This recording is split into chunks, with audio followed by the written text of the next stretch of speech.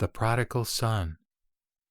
Now the elders, Subhuti, Mahakatyayana, Mahakasyapa, and Mahamalgayana, on hearing this doctrine never heard before, and the prophecy from the Lord about Sariputra, that he would become a supreme perfect Buddha, were filled with astonishment and amazement, and rose from their seats, approached the Lord, arranged their upper robes on one shoulder, and, placing their right knees on the ground, folded their hands, looked at the Lord, bowed their bodies, and said, "We, Lord, are old, aged, and advanced in years.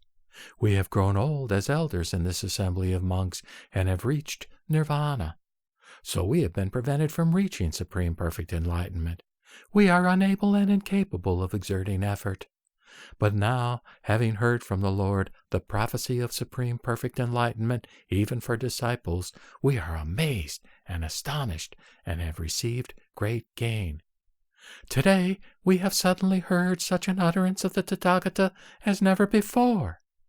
We have received a great jewel, a priceless jewel, an unsought, unlonged for, unimagined, unwished for, great jewel have we received. A thought occurs to us, Lord. A thought occurs to us, Sugata. Just as if, Lord, a certain man were to depart from his father's presence and go to another country.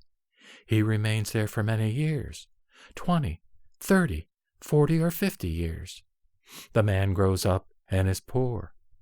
In search of a living, he goes for food and clothing. He goes through the 10 quarters and reaches another country. His father has also gone to a certain country and has become wealthy, with stores of corn and gold, possessing gold and silver, gems and pearls, with many workmen and servants, with many elephants, horses, chariots, oxen, and sheep.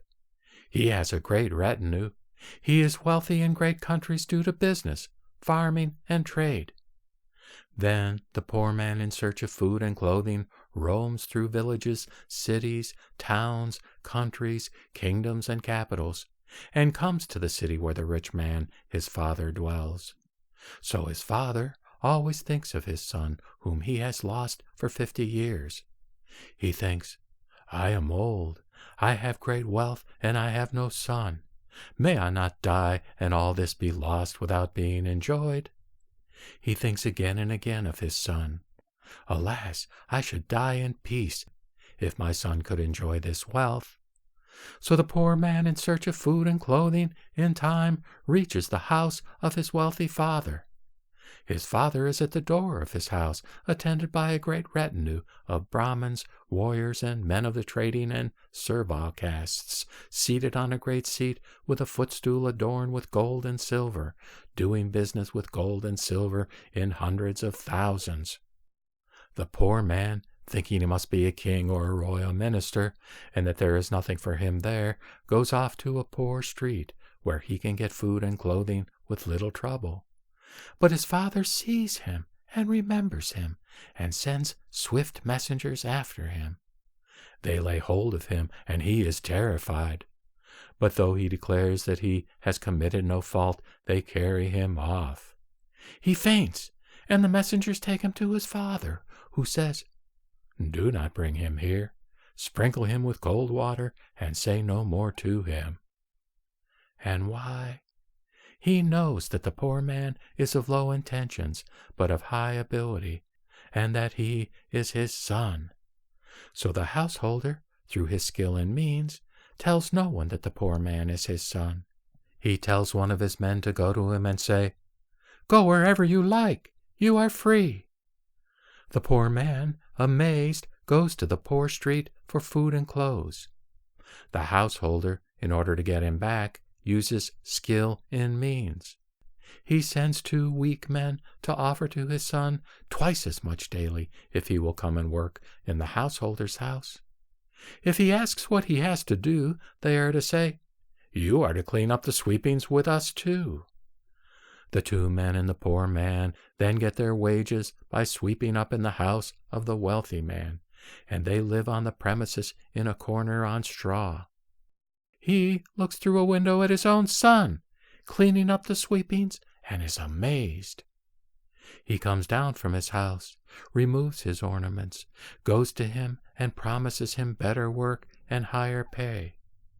Look on me as your father. And why? I am old, and you are young. You have done much work for me in sweeping, and I have never seen any dishonesty or crookedness in you. Be from this day like my own son. So the householder calls the poor man son, and the poor man looks upon the householder as his father. In this way, the householder, through love and longing for his son, makes him clean up the sweepings for 20 years. Then, at the end of 20 years, the man is entrusted with the house. He can go in and out, and he still lives in a corner on straw. Then the householder becomes ill and considers that the time of his death is near. He says to the man, "Come, sir, this is my abundant store of gold and treasures. I am sick and wish for someone to whom I may give them, who will take them and store them up. Take possession of all, and why, as I am master of this property, so be you master, and let nothing of it be lost." So the man takes charge of the wealth, but has no wish for it himself, not even as much as a measure of barley flour. And he still lives in a corner on straw, reflecting on his state as a poor man. Then the householder, seeing that the man is able and watchful, that his mind is ripened and softened, and that through his former guardianship he has passed beyond the thought of his poverty, and is ashamed of it, and loathes it, when his death draws near, he brings the poor man and a large number of his relatives before the king or a royal minister, and in the presence of town and country people makes an announcement. "Listen, sirs, this is my true son, begotten by me. 50 years ago he disappeared from a certain city. His name is so-and-so, and I am so-and-so by name. From that city I came here seeking him. He is my son. I am his father. All that is my property I hand over to this man, and all the wealth that is mine he knows as his." So at that time the poor man, hearing such a proclamation, is amazed, and thus reflects, "Now, all at once, I receive this gold and treasures." Even so, Lord, we are the sons, the image of the Tathagata, and the Tathagata, like the householder, says to us, "You are my sons." And we, Lord, are oppressed by the three painfulnesses. What are the three? The painfulness of pain, the painfulness of compounds, the painfulness of change, and we have low dispositions in transmigration. Hence, we have been caused by the Lord to think of many base things like sweepings. It is these on which we are intent and busied and eager, and we are desiring and seeking merely nirvana as our day's wages. We are delighted with getting that nirvana.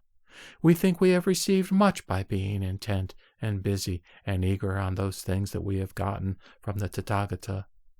The Tathagata understands the lowness of our dispositions. Hence, the Lord reflects upon us. He does not communicate with us or declare that this Tathagata's treasury of knowledge shall be ours.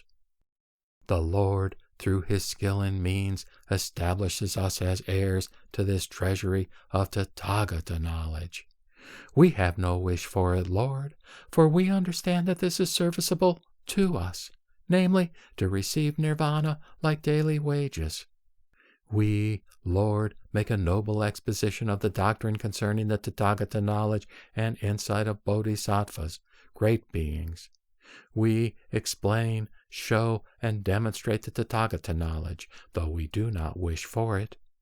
And why?